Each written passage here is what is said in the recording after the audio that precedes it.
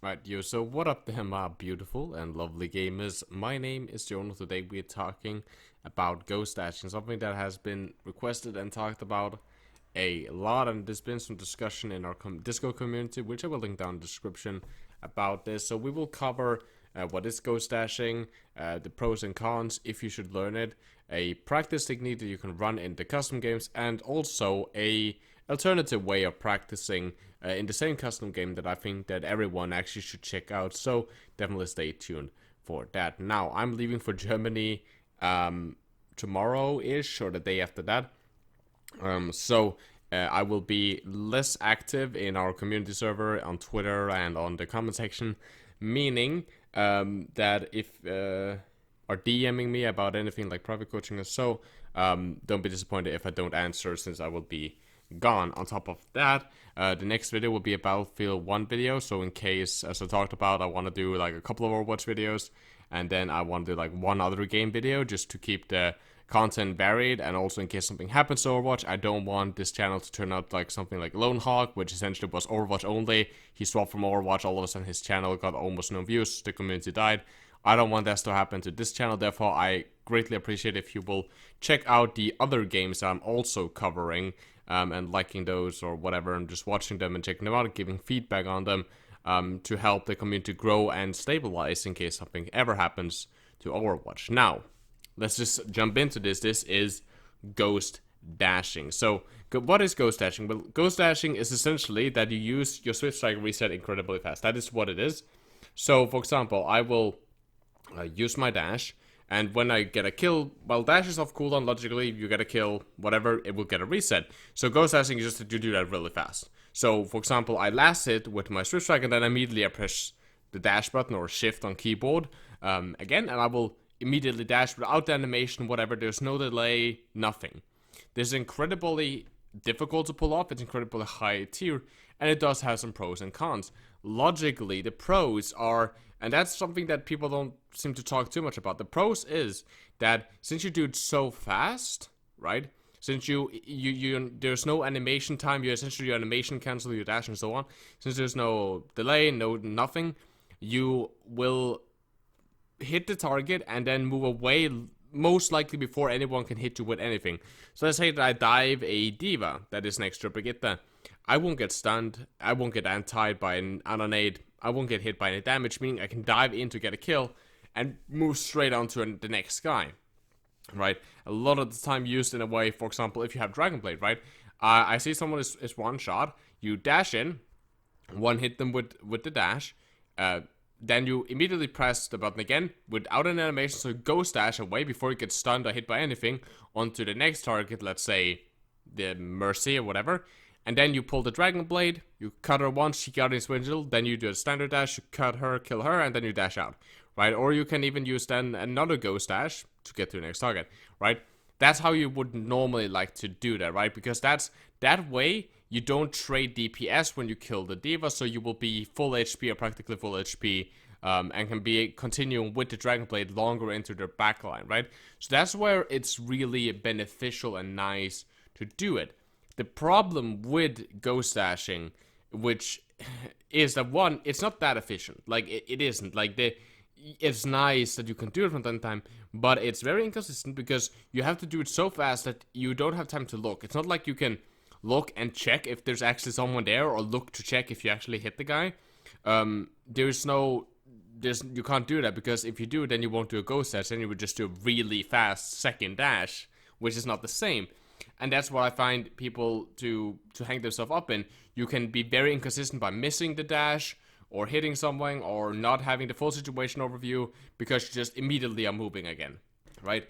And to be completely honest, it's not that good. Like, it's fine, but it's not that good. Not taking damage and doing it really, really fast, well, it's nice and it looks dope. The benefit of it is not like we get higher DPS output.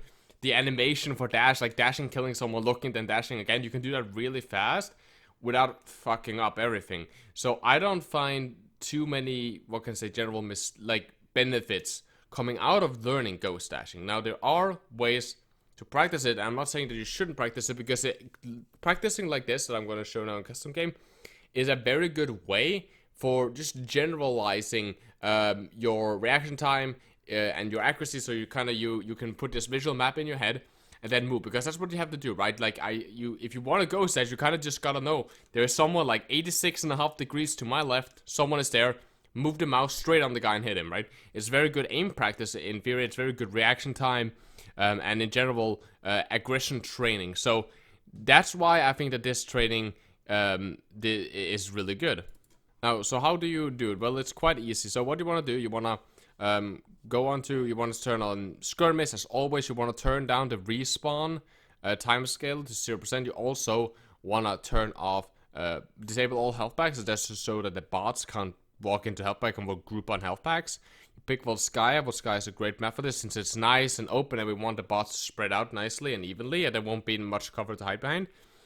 Then we pick Anna and we just turn off everything, right? Like standard aim practice, right? You turn off her periodic grenade, her primary, her quick melee, her sleep dodge, and but you disable all kinds of, in general, she can do anything except she can only move, essentially, like standard aim practice. But then you also turn down her health to 10%. You can turn up damage received if you want to, but it's not necessary. Just turn down her health to 10%. That way she will be left with 20 health, meaning you're gonna one-shot her per dash. Then you go on Genji.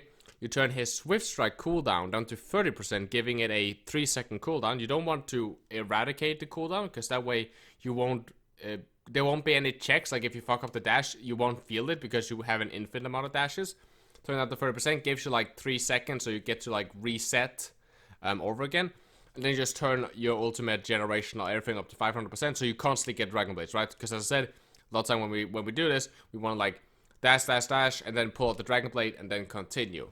Now, some tips with this is, first of all, it's very common if you do Ghost Dashing, the Ghost Dash practice, which essentially is, let them come into first point, let them come into the first area, don't attack them with choke. Remember, if they're grouped, you will one-shot. Try to find targets when they're spread, right? And then you just start. Essentially, you just start, you dash onto one, immediately turn and dash to the next target. You just gotta do it. High sensitivity logically favors this. My low sensitivity doesn't favor it that easily, since I have to move my hand so much. And you just do that essentially, right? Constantly dashing around, try to hit people that are spread out, try not to hit multiple bots standing next to each other, since that doesn't work. And a lot of time, if you can dash, pull the blade out, then you get a new dash reset. Constantly working with that. And please do continue to do this as if this was a standard kill. Meaning, don't just dash, do the right click dash if you want to do that, right? Like you normally would, right? Do cut dash, if you have the Dragon Blade, cut it and dash it. Doesn't matter if you kill it like that, as long as you knew that the dash was gonna hit in one shot anyway. That's how we want to do it. But Ghost Dashing is Ghost Dashing. I believe that majority of Genji players have way more important things to focus on than trying to master this. Because sure, it's fine enough to do this against bots, but to spend time practicing this in to your general routines, I personally feel it's a waste of time unless you're already insane. And I mean you're really high rank as Genji, like your GM, top 100. Besides that, you most likely won't benefit from learning it yet. It's probably just something you can do for fun, whatever. As it is good practice, but you wouldn't learn it. Therefore, I highly recommend you do this instead. So with the exact same setting, instead of Ghost Dashing, you just try to clean them as fast as possible. If you Ghost Dash, you Ghost Dash. But don't force yourself like, oh, I need to Ghost Dash, right? Because that's like really bad. Just like go dash onto one, try to dash onto the next one. And this is incredible good practice set for aggression and reaction time. And also learning, again, you're gonna hit one and you wanna turn to the next one as fast as possible. So then you gotta, again, still learn the same things with the Ghost Dash. It's just that you don't preemptively dash into the area. You turn around, you see the guy, you hit him, constantly moving, hit one. On top of that, it's also really good precision training with your mouse and how you dash, because if they are stacked like 3 next to each other, you don't want to hit all 3. You could hit all 3, but you want to hit the one to the right. So then you gotta kind of aim at that one, right? Or aim at the ground, so that you learn to precisely aim and control where you're dashing constantly.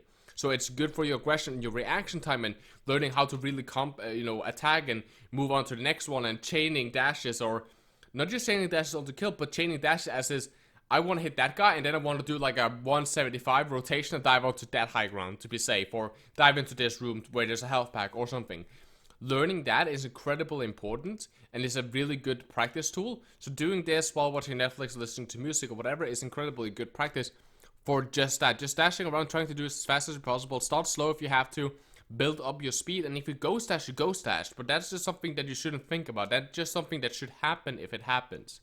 As I said, try not to fundle them in chokes. Try not to when they're stacked and so on. And remember to right-click dash. If you're gonna right-click dash, when you pull out the Dragon Blade, we dash, right?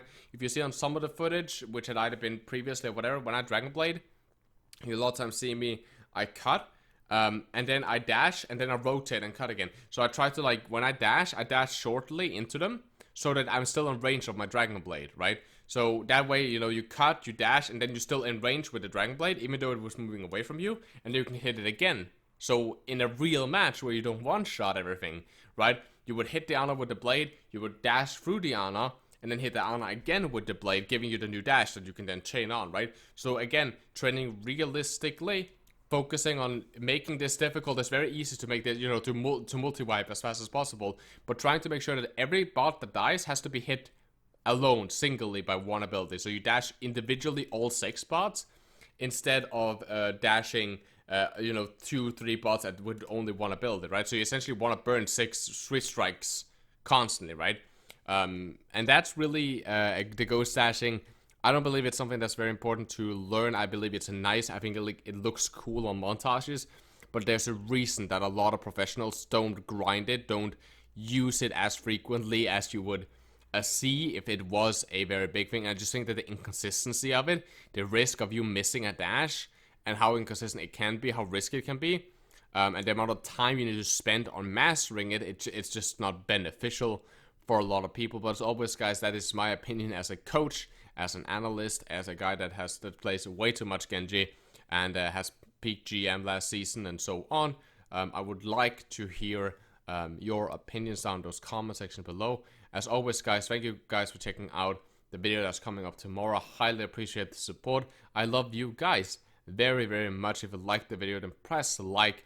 You guys take care of your stay awesome, and as always, guys, keep the enemy in your crosshair.